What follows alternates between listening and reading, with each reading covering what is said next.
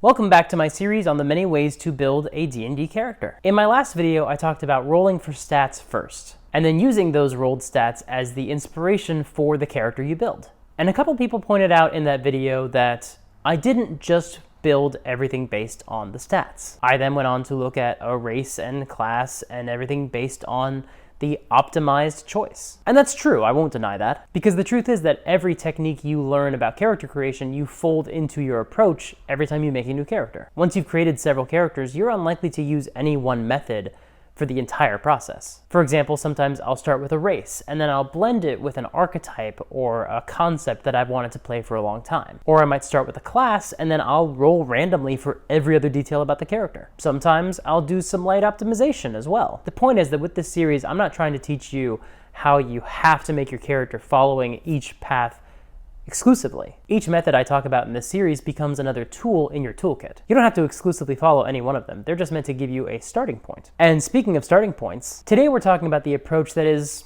sometimes the hardest to replicate because it relies the most on having specific ideas. The high concept approach. The term high concept is a writing term, and it refers to any story that can be easily pitched with a succinctly stated premise. For example, the high concept for Die Hard is an off-duty cop is trapped in a skyscraper when it is taken over by terrorists. Based on hearing the concept, you immediately get a sense of the story potential. You'll imagine situations and encounters and scenarios, not just things that might happen, but things that seem inevitable based on the stated premise. There is a bomb on a bus, and the bomb will go off if the bus drives slower than 50 miles an hour, and it's rush hour in LA. There's built-in conflict, and you want to know how the story will get resolved. Die Hard ripoffs work extremely well as high concepts. And sometimes, your idea for a character can start with something high concept. Something that has an immediate elevator pitch that gets people excited. A sorcerer who believes that she's the reincarnation of an ancient goddess of death. A rogue who is the last child of a deposed noble, looking for allies and treasure to retake his kingdom and kill the usurper. A necromancer's apprentice who is posing as their deceased master in order to play on their master's reputation as a famous, powerful necromancer. A Goliath sorcerer who thinks he's a superhero. If you're a dungeon master, I imagine that at least one of those ideas excited you in some way. Maybe it made you think of a storyline you could offer to this character to help pay off some of what you imagine as the inherent narrative potential. But not every high-concept character has to have some built-in storylines. Because the funny thing about D&D is that the dynamic at the table is really important. So some of these concepts might more play into how your character interacts with other people and how they might carry themselves in the world. How about a rogue with separation anxiety who does not like to be apart from the rest of the party? So even though they're the best suited to it, they don't enjoy scouting ahead and it freaks them out a little bit. I'd be really excited for that character, not just to see the build and see what that character might look like on the page, but to see that character in action, to find a group that might enjoy exploring that dynamic and seeing what would happen. These kinds of high concept ideas can come from anywhere. Sometimes you get the idea while watching or reading some other form of media. This isn't quite the same as taking an existing character from a book or a movie or a TV show and adapting them into your game, although we will do another video about that process. But the inspiration can still come in part from other sources. For example, here's how I arrived at the high concept for a character that I would love to play at some point. In the Tron movies, the characters who live in the computer, the programs, refer to real people, the people outside the computers, as users. And they talk about the users in pseudo-religious terminology. And I started to think about how that might work in D&D. What would it be like if a character in a D&D game knew that that's what they were, that they were being puppeted by a player at a table? Well, it might be kind of like Deadpool. And, well, you might feel like that's an interesting concept to play with. It didn't really excite me. I couldn't really picture that character in a way that wouldn't be kind of annoying at the table. Like, I like Deadpool, but I don't think any D&D group needs more of a reason to treat the game like a game instead of a real world. That's just my perspective, though. But the idea never really went away because it's kind of a fun thought exercise. And this was something that I thought of years ago, and somewhere along the way, I remembered the movie Stranger Than Fiction. Will Ferrell plays a character who has a narrator in the movie, someone who is commenting on everything he does. And then this narrator predicts his death, and the movie is about Will Ferrell trying to figure out who the narrator is so he can try to prevent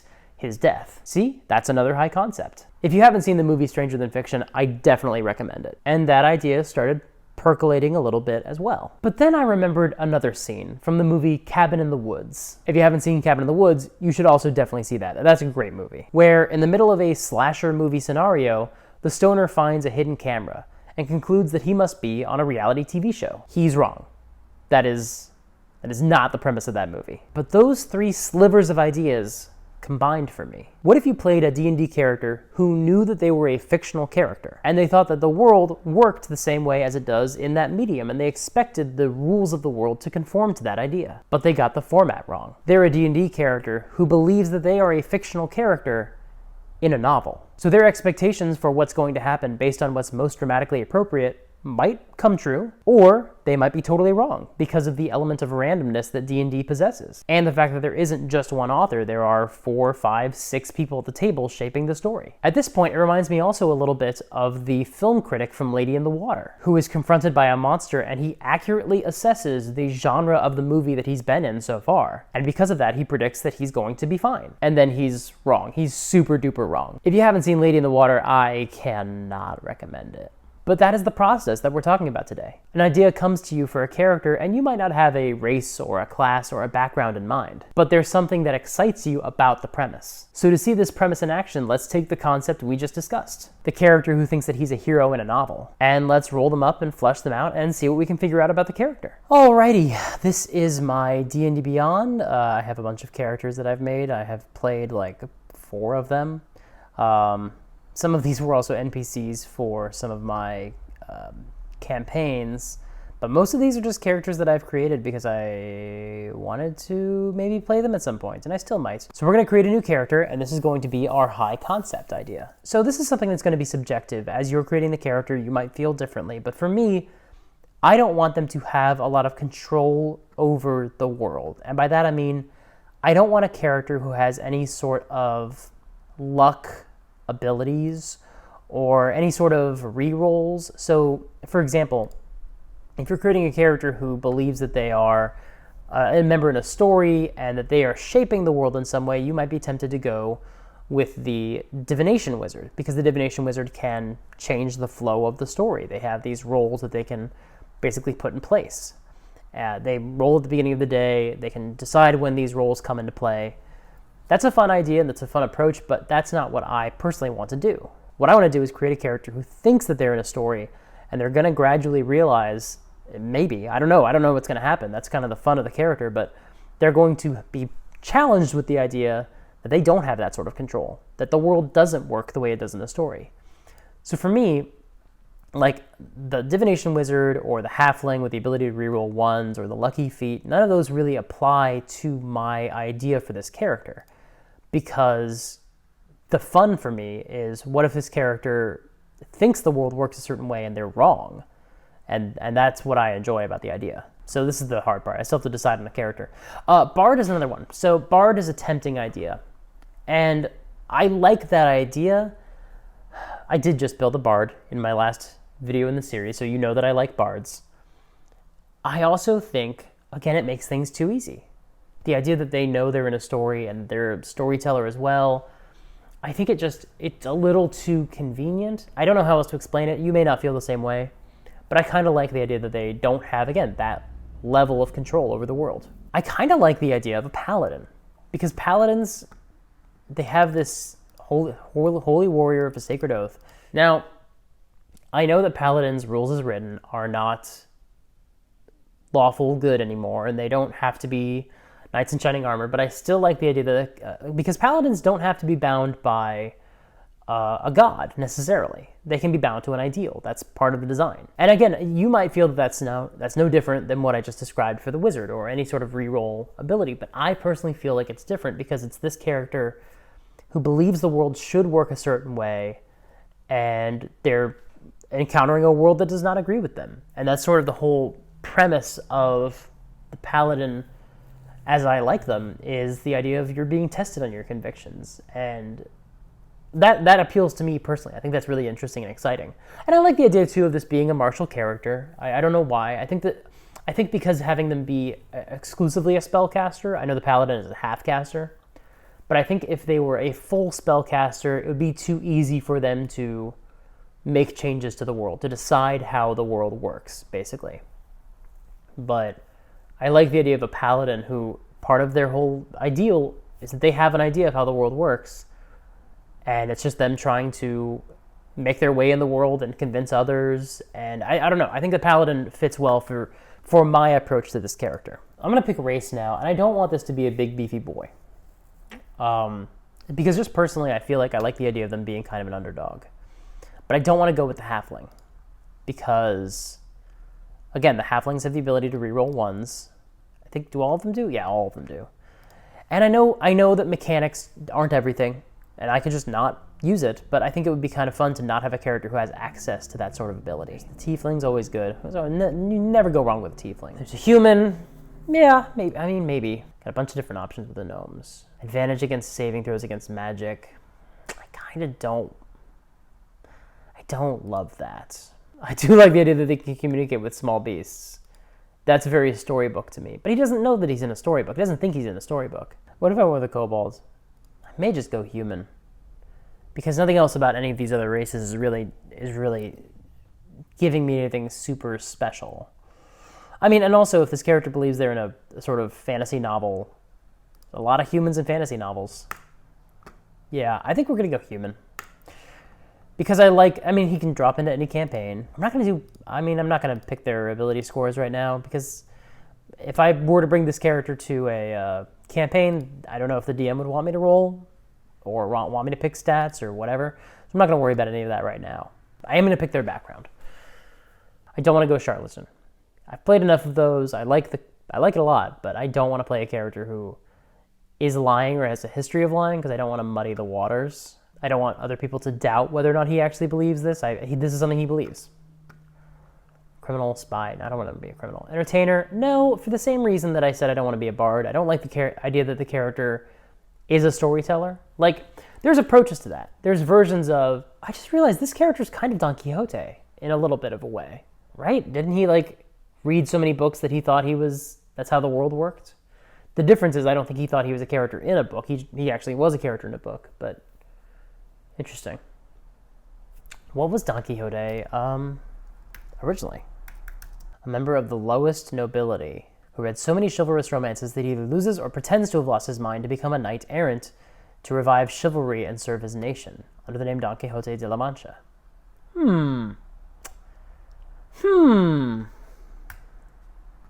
Interesting. A noble human paladin. I mean, there's a million of those in D&D worlds. But the idea that this is someone who thinks that they're a fictional character. That's interesting. So do we give him a position of privilege? Or do we make him a knight and he has followers? I personally don't really want to mess with retainers. Idea of the noble. Interesting. Maybe. Gladiator. Maybe.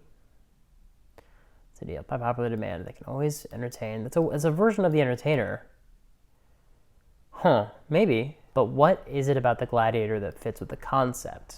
I mean, I guess there are plenty of fictional stories about gladiators. It's very dramatic. Easily how he could have learned to fight. Would he have access to the books? Would he have access to the stories? Sure. Sure, he could have. If he'd grown up in the fighting pits, he could have heard stories, believed that he's a character. Here's the thing. A fictional character who thinks they're a fictional character believes that everything that happens to them happens for a reason.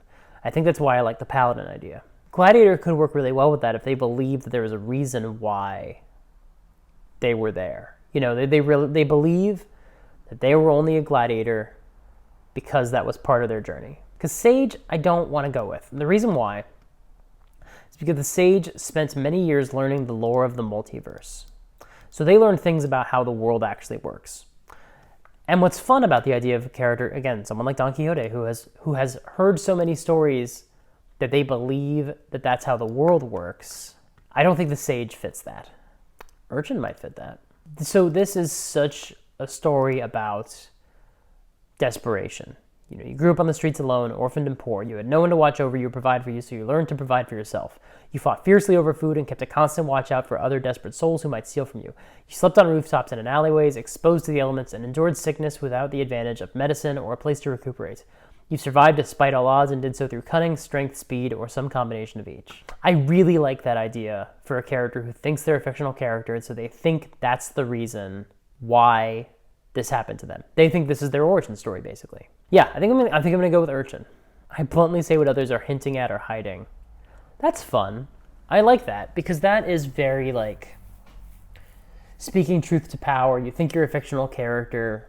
I mean, I know there are plenty of real-world celebrities who seem to think that they are, that the world responds, in a way that fictional characters would, because that's how they think the world should work.